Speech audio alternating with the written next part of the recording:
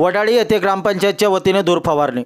संततधार पावसाची उघडीप झाली आहे, परंतु ठिकठिकाणी डबके साचल्याने डास उत्पत्ती होत आहे।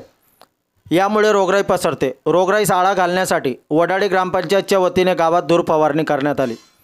सरपंच जयाबाई ठाकरे, उपसरपंच अभय गोसावी यांनी पुढाकार घेऊन वडाळीत ठिकठिकाणी ग्रामपंचायत शिपाई संदीप माळी व सुखलाल बेल यांच्या मदतीने फवारणी करून घेतली। आरोग्याची काळजी सोबतच आपला परिसर स्वच्छ ठेवण्याचे ग्रामपंचायतकडून आवाहन करण्यात आले आहे। आपल्या परिवर्तन 24 न्यूजसाठी लाला चव्हाण, शहादा तालुका प्रतिनिधी।